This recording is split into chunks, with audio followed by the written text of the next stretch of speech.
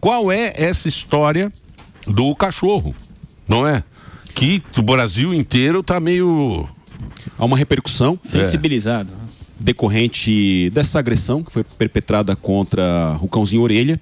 E a partir de que tomamos conhecimento acerca dessa situação, a Polícia Civil, já no dia 16, quando tomou conhecimento, passa a fazer uma investigação determinada, inclusive pelo governador Jorginho. Quando eu recebi a ligação, eu estava com o governador e ele disse que queria agilidade e eficiência e uma resposta dura com relação aos autores dessa grave agressão praticada contra esse cãozinho. Vou perguntar para o doutor Durso agora. Aliás, muito obrigado pela sua participação. O Durso aqui está sempre... Nosso sócio. O nosso sócio aqui, ele está sempre trazendo, porque é o cara que mais entende de rede social. A especialidade dele são cybercrimes e ele vem aqui sempre que a gente tem alguma dúvida. Me parece que é confirmado que isso aí foi um negócio do site, daquele Discord. É isso? Em primeiro lugar, Emílio, prazer voltar aqui. Feliz ano novo para toda a gente da PAN, primeira semana aí de retorno de férias. Parabéns pelo estúdio novo. Eu fui descobrindo a fonte, né? Aproveitei os bastidores aí com o doutor Ulisses e perguntei em loco se existia de fato essa situação, porque realmente foi ventilado na imprensa a possibilidade desses supostos autores estarem praticando algum tipo de desafio. Então, que na verdade tinha um grupo no Discord com 500 usuários que estavam estimulando esse comportamento e aí, por causa disso, eles teriam feito esse ato absurdo, inadmissível. O doutor me relata que, por enquanto, nesse momento de investigação, não há nenhum elemento que aponte algum tipo de... então não tem nada, isso é conversa... Isso porque normalmente quando tem um caso assim de grande repercussão, sempre surgem essas notícias tal que a gente tem que averiguar, não é, doutor? Surgiram muitas notícias envolvendo fake news, falsas notícias a respeito dessa situação. Nós criamos em 2023 um Cyber Lab da Polícia Civil, que monitora a internet. Só segura o microfone aqui, porque tem uma antena e não colocaram o bombril aqui na antena. Aí melhor. Perfeito. Boa. E aí nós criamos o Cyber Lab da Polícia Civil em 2023 e já identificamos 976 casos de crimes praticados pela internet, dos quais 192 de possíveis ataques em escola, inclusive aqui em São Paulo. Inclusive um ataque que poderia ser realizado contra o MASP. Nós avisamos a inteligência da Polícia Civil de São Paulo e nós atuamos muito em parceria com as Big Techs, fazendo raspagem de informações que contêm crime. Nós não identificamos em nenhum momento, nesses estudos e nessas raspagens, nada que indique a existência de desafios para a prática do cachorro. dessa questão do cachorro. É claro que nós apreendemos 4 telefones celulares dos 4 adolescentes e vamos fazer a extração dessas informações com um software israelense que vai buscar o que foi apagado e o que não foi. Então, não há nenhuma correlação entre ações dentro do Discord estimulando essa prática delitiva, porque, via de regra, quando ocorre esse estímulo e o jovem faz essa prática, ele já divulga dentro do grupo para que as pessoas saibam que ele cumpre, então, esse desafio. E me preocupa muito, conversava com o Luiz Augusto Durso, sobre essa questão das fake news. Tem um hotel em Florianópolis que fica na beira-mar, o Hotel Majestic, e indivíduos estão imputando ao hotel uma participação nessa situação por conta de um possível relacionamento familiar, que seriam parentes dos jovens. Eles não têm relação nenhuma. Não tem relação com o jovem. E aí o hotel passa por um cancelamento na internet por conta dessa situação. Um hotel que é pet friendly, Entendi. Um hotel que recebe animais e é o primeiro hotel de Florianópolis a receber animais. Então essa situação da fake news me preocupa muito. Inclusive, doutor Luiz, um advogado criminalista muito conhecido em Santa Catarina, porque tem um sobrenome idêntico a um dos investigados, também está sofrendo sanções. Ou o próprio colégio, onde os adolescentes investigados estudam, que está sendo prejudicado, um colégio de 200 anos e Sim, com ameaças. Mas é que quando as pessoas veem, porque eu acho inadmissível você fazer isso no animal, né? Não tem, a gente não consegue até, né, entender por que a pessoa fez isso, né? Mas isso, evidentemente, a população, ela fica, né, nesse momento... Então, Emílio, querendo uma resposta rápida. Querendo uma resposta, querendo, né? Então, as pessoas tem muita gente sofrendo muito com essa história. E essa repercussão, ela dá para entender, né? Ela é justa, as pessoas querem justiça, as pessoas querem mudanças, mas as pessoas precisam entender que uma investigação criminal, uma investigação penal, ela tem um amadurecer para que você consiga realmente identificar os autores, punir quem merece e afastar quem não tem nada a ver com isso. E às vezes essa história de usar ali o seu poder dentro da internet para tentar fazer justiça com as próprias mãos atrapalha. Porque aí o doutor ou quem preside o inquérito nessa situação vai ter que criar braços na investigação de situações que não tem absolutamente nada a ver para explicar à população, por exemplo, que esse indivíduo que está sendo apontado na internet não tem nada a ver com essa história. Então, se a gente espera uma mudança, a gente tem que usar esse caso para a gente debater, por exemplo, sobre legislação, sobre maioridade penal, sobre outras coisas e não tentar fazer o nosso papel como investigador, porque isso a polícia tem mais do que capacidade. E é importante citar, Emílio, que nessa oportunidade, uma sexta-feira, quando eu estava com o governador Jorginho, que mandou um abraço para vocês, tem feito de Santa Catarina uma referência, não só em segurança pública, mas em outras áreas. Ele disse, investigue com qualidade, técnica, imparcialidade e eficiência. Não quero saber o sobrenome, não quero saber quem é. Pau que bate em Chico, bate em Francisco. Boa. Instauramos um inquérito policial para apurar inicialmente as agressões do cachorro-orelha. E aí, no decorrer da investigação, nós constatamos que havia um conjunto de atos infracionais praticados entre o dia 4 e aproximadamente até o dia 16. Teve agressão com relação ao cão-orelha, que lamentavelmente acabou falecendo. Teve uma agressão com relação a um outro cãozinho, que é o Caramelo, que depois eu acabei adotando, o meu segundo cachorro adotado já. Teve uma situação de danos a um quiosque da praia e furto de bebidas. Teve uma situação envolvendo uma explosão com uma bomba numa residência. Teve uma outra questão de ofensas ao guarda, ao vigilante do prédio do lado. E aí foram uma série de fatores que vêm sendo investigados por esse inquérito policial. No decorrer da investigação, nós constatamos que 2 pais desses adolescentes e um tio teriam coagido o vigilante que teria retratado algumas questões envolvendo a investigação. Instauramos um outro inquérito policial para apurar a coação no curso do processo, porque a gente não pode permitir que pessoas sejam constrangidas por estarem prestando um relevante valor. Ele estava filmando, não é isso? Na verdade, ele não estava filmando a situação, ele estava reportando as reiteradas condutas infratoras desses adolescentes. Aí ele identificou os adolescentes através de uma foto e encaminhou essa foto para um grupo de vigilantes, porque ele pretendia saber quem eram esses adolescentes, porque não eram adolescentes que conviviam no condomínio onde ele é vigilante, era um condomínio do lado, então ele queria identificar esses jovens. A partir disso ele acaba sendo constrangido, então, pelos 2 pais e por um tio que vão fazer uma abordagem, e quando da abordagem há um indicativo de que um deles, o tio, estivesse armado. Por isso que nós pedimos busca e apreensão na casa do tio. E no decorrer dessa investigação nós identificamos e indiciamos, e na terça-feira já encaminhamos para o Poder Judiciário esse inquérito policial que trata da coação do curso do processo. A investigação, Alba, que trata da questão dos adolescentes, estava pendente de 2 questões. A primeira delas, a apreensão dos telefones celulares. Monitoramos o retorno deles dos Estados Unidos, chegaram no aeroporto, fizemos a apreensão dos telefones celulares desses adolescentes. E eles serão ouvidos hoje pela Polícia Civil de Santa Catarina para que a gente possa buscar a individualização de condutas e dizer, olha, esses não praticaram, esses acabaram praticando, e para a responsabilização. Ô, doutor, como é que a pena? Como é que é a pena, assim, porque a gente, né, fala muito de homicídio e tal. Como que é a pena para o animal, para esse tipo de crime em relação ao animal, entendeu? Até quantos anos? Como é que, e o que mais de diferente tem em relação ao julgamento de assassinato de outro ser humano? Bom, antigamente a pena para quem maltratasse um animal doméstico, seja um gato ou um cachorro, era até 1 ano de detenção. 1 ano. Então o cidadão era flagrado, e a gente fez muito disso. Independentemente se matou ou não. Independentemente se matou ou não.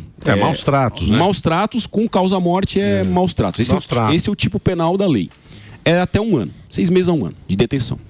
Mas só que isso começou a se tornar mais meio que comum. E as pessoas começaram a ver, ele está maltratando aquele cachorrinho, matou o cachorrinho, e vai para a delegacia, responde um termo circunstanciado e sai pela porta da frente da delegacia. Teve o caso do cachorro no supermercado. Isso. Aí o que acontece? Em 2021 ocorre uma mudança legislativa. E a prática de maus tratos contra animal doméstico, seja um cachorrinho ou um gato, tem uma pena de 2 a 5 anos de reclusão, e a partir daí não suscetível a fiança em delegacia, porque a fiança em delegacia é até 4 anos. Então hoje ele é preso em flagrante delito e encaminhado para o Poder Judiciário. Qualquer maus tratos. Qualquer maus tratos contra animal. Cão e gato. Então, aí, ó. Não, 2 a 5 é cão e gato. Pessoa, animal cão e gato. Cão e gato. É. Entendi. O nosso querido André quer fazer uma pergunta? Você quer fazer uma pergunta? Pois não, você é a majestade aqui do programa, você tem a prioridade. Doutor Ulisses, parabéns pela adoção do caramelo lá, eu acompanho suas redes. E sobre a juíza do caso que se afastou, é real ou é fake news que ela tinha uma proximidade com os pais dos agressores? E então até para o senhor esclarecer isso aí, que todo mundo ficou curioso sobre esse afastamento da juíza. Muito interessante essa pergunta, André, porque nós fizemos um pedido judicial na vara de garantias com relação ao maior, porque os menores têm um procedimento próprio na vara da infância e da juventude. Na vara da infância e da juventude, nós obtivemos a busca e apreensão dos telefones celulares e dos equipamentos e de outras provas na residência dos adolescentes. Então foram deferidos mandados de busca e apreensão 4 contra 4 adolescentes investigados. E, quando se trata de adulto, isso se dá na vara de garantias. Nós fizemos um pleito, a juíza recebeu esse pedido, fez uma análise e constatou que conhecia uma das famílias envolvida nessa questão. E aí, então, ela acabou proferindo uma decisão: olha, eu não vou julgar porque eu conheço. E o presidente do tribunal até fez uma consideração interessante. Ele disse: olha, é melhor que ela diga que conhece e se declare por suspeita, como suspeita, e uma pessoa que não julgue, do que daqui a pouco ela julgar e absolver. Claro, sim, não tem envolvimento. Claro. Aliás, você também, né? A internet, como tem muito ruído também, falaram saiu que aí você tinha conhecido, você tinha uma foto, e acho que eu acho que essas pessoas, os filhos aí dessas pessoas são pessoas conhecidas. Isso, tem poderosos, tem empresários. Bom, não colocaram você no meio da história, né? Eu moro numa cidade chamada Criciúma, que fica no sul de Santa Catarina, lá que fica o Mirolho, que foi o cachorro que eu adotei, um chau-chau que apareceu, e depois eu descobri que chau-chau e pitbull são os cachorros mais abandonados por conta do perfil deles. Eu tinha adotado um chau-chau que alguém machucou o olhinho dele, então ele é adotado e é onde eu moro, nessa de Criciúma. Então eu não conheço essas famílias. O que aconteceu foi que, em 28 de fevereiro de 2023, um delegado se aposentou. E nós temos um rito para valorizar a história do delegado aposentado. Então, o delegado Antônio Alexandre Calli se aposentou, esteve na nossa sala, esteve na minha sala, fez uma foto comigo e essa foto foi publicada. Passados 3 anos, e eu não conversei com ele nesses 3 anos, com o delegado Antônio Alexandre Calli, ele passa a advogar. E estaria, eu não sei se está, porque ele não falou comigo, nem fez contato, advogando para uma dessas famílias. E a partir daí quiseram criar uma vinculação, dizendo: olha, ele é amigo íntimo do advogado da família, por isso que não está fazendo nada. Pelo contrário, todo o trabalho que está sendo feito tem sido com muita firmeza, com muita qualidade. Santa Catarina, Daniel, é o primeiro estado a ter 3 delegacias de proteção animal nas cidades com mais de 13 mil habitantes. Gueré está lá hoje em Blumenau. Isso. Lá tem uma delegacia de proteção animal em Blumenau, como tem em Joinville, como tem na cidade de Florianópolis. E nós vamos ampliar para 8 cidades. Então nós avançamos, Emílio, nessa pauta, e a gente faz com dureza. O ex-prefeito de uma cidade que teria tentado capturar um cachorro aos trancos e barrancos, uma patacoada lá em Orleans, usando uma rede, ele arremessou uma rede em cima do cachorro, uma confusão.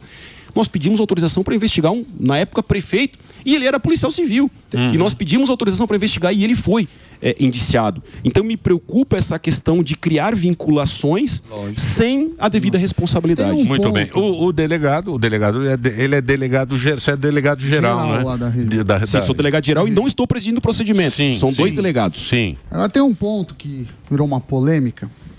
Começaram a circular fotos. Isso eu queria perguntar para o Durso. Isso. Foto dos meninos. Dos menores que são agressores. Não sei nem se as fotos são reais ou não. E aí, os pais entraram com proteção. Aí o que diz a lei? E Durso, você é a favor que seja exposta a foto das crianças, que são agressores, né? São crianças não, menores de idade, porque são 17 anos não é criança. Que idade tem os 16, né? 16? 15 a 17. 15 criança que não é. Não é muito criança. E aí, se fosse adulto, o que muda? O que diz a lei sobre isso? O que a sua opinião, seu safadinho? Olha, Sammy, a sua pergunta com relação à minha opinião, ela é complexa por quê? Porque quando a gente fala da divulgação das imagens, você fala, não, está divulgando as fotos dos agressores. Mas ao falar com o doutor, nós não temos, primeiro, nenhum indício específico com relação às imagens da agressão. Então nós temos os suspeitos com relação a este grupo estar se mobilizando ali e caminhando naquela região, o vigilante ter tirado as fotos. Então ainda há uma investigação para entender que num grupo de 6 adolescentes, quem de fato agrediu esse cachorro? Quem matou esse cachorro? Foram 2? Foram 3? Foram 6? E aí você tem também a individualização. Mas aí todo mundo entra junto, né? Aí não tem Mas na esfera penal não. Para a responsabilização penal você tem que individualizar. Não, eu acho que tem que todo mundo entrar no mesmo balaio. Grupo. Grupo. Por omissão? Mas aí isso é o clamor social. Mas do ponto de vista penal, ou tem que ter coautoria. Então, se o indivíduo está lá, andando num grupo, o pessoal fala, vamos lá, eu vou agredir esse cachorro. Ele fala, eu tô fora. E eles vão lá e agridem. O que esse indivíduo tem a ver? Nada. Do ponto de vista penal, nada.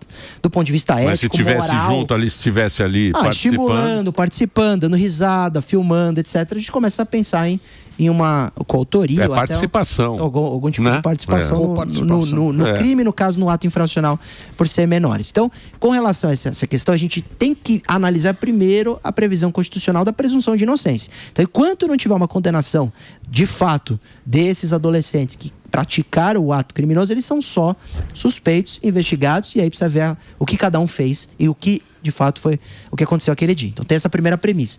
A segunda premissa é por que a juíza da vara da infância e da juventude determinou a remoção dessas fotos, porque já teve o pedido e já foi deferido. Então hoje está proibido você, como usuário, divulgar a foto desse suspeito. Mesmo que eu escreva supostamente suspeito. Mesmo que você escreva supostamente suspeito, porque a sua intenção de divulgar é algum tipo de denúncia, algum tipo de constrangimento, algum tipo de justiça, e na verdade a justiça se faz pelo judiciário e não pela internet. Aí, Emílio, só com relação à previsão legal, está no ECA, artigo 247, que fala que é proibido. Você não pode divulgar menor, nem né? de menor. Menor, ele tem essa garantia. Nem que condenado fosse. Nem se fosse preso em flagrante. Julgado. É isso aí. Porque o menor ele tem essa garantia da lei, ele tem essa proteção da lei. Porque o legislador está pensando que esse menor, ao eventualmente ser condenado, ele vai sofrer uma medida socioeducativa. Né? Então, mas você acha que essa reação popular, que eu acho que até é justa. Sim. É pela impunidade, que a gente vê tanta impunidade, que você fala, não, tá errado isso, eu quero saber quem são essas pessoas. Pode ser. Pode ser isso. Pode ser isso, né? Isso vai causar o quê? Das pessoas. Isso vai causar alguns pontos positivos. Primeiro ponto, uma pressão muito grande perante o trabalho do doutor e de toda a sua equipe por respostas. A polícia está trabalhando bem para falar, aqui estão os envolvidos. Segundo ponto, um clamor social para mudança legislativa. Porque como que a gente resolve isso, Emilhão? Mudando a lei. Por exemplo, está se falando já, precisa diminuir a maioridade penal. Eu, por exemplo, tenho dificuldade em achar que diminuir a maioridade penal resolve esses problemas. Eu defendo muito mais um modelo de alguns estados americanos, que o juiz, ao analisar um caso grave praticado por um adolescente, ele, como juiz, pode determinar que aquele adolescente seja julgado como adulto. Inclusive, vai para o sistema prisional. O que você acha, doutor? É muito interessante essa temática, porque em 2015 eu investigava, como delegado da Delegacia de Homicídios, 6 crimes que foram praticados na cidade de Criciúma. Identificamos um adolescente, 16 anos. Havia tirado a vida de 6 pessoas. Nós fizemos uma apreensão desse adolescente, porque o nome correto é apreensão de adolescente infrator, e é um adolescente em conflito com a lei, é tudo romantizado no Brasil. Esse adolescente, então, chegou na delegacia e deu de ombros. Sabe o que ele disse? Em 45 dias, se não for julgado, estarei em casa. E se for julgado e aplicado uma medida socioeducativa de internação, ficarei 3 anos, aos 19 estarei na rua novamente. E aí nós identificamos algo grave, porque o tráfico de drogas usa jovens de 16, 17 anos para a prática de crimes. Não só aviãozinho, fogueteiro, para matar e executar pessoas. Claro. E eles chegam na delegacia, sentam lá e dizem... Isso é a economia do crime. Vim me apresentar. Sou o autor. Vale a pena. Então tem que ser discutida a maioridade penal, o recrudescimento do sistema, de criança e adolescente. O ECA é de 1990, foi discutido na década de 80, o Brasil evoluiu. Hoje um jovem de 16 anos, ele sabe muito bem o que ele faz e tem que ser responsabilizado por isso. E outro detalhe, a gente tem que discutir isso e o Congresso tem que discutir isso, porque até o presente momento, ideologias de esquerda são contra a redução da maioridade penal. Verdade. Mas estão me cobrando na minha rede social dureza com relação à questão do adolescente infrator. E aí eu acho um pouco contraditório. E aí, Emílio, eu fiquei extremamente chateado essa semana, deu uma entrevista para um canal de TV e o entrevistador assim para mim: por que tudo de ruim acontece em Santa Catarina? Por que tem célula nazista em Santa Catarina? Por que mataram um cachorro em Santa Catarina? Eu disse a ele: tu não sabes, mas o Estado de Santa Catarina tem uma delegacia de repressão a racismo e delitos de intolerância.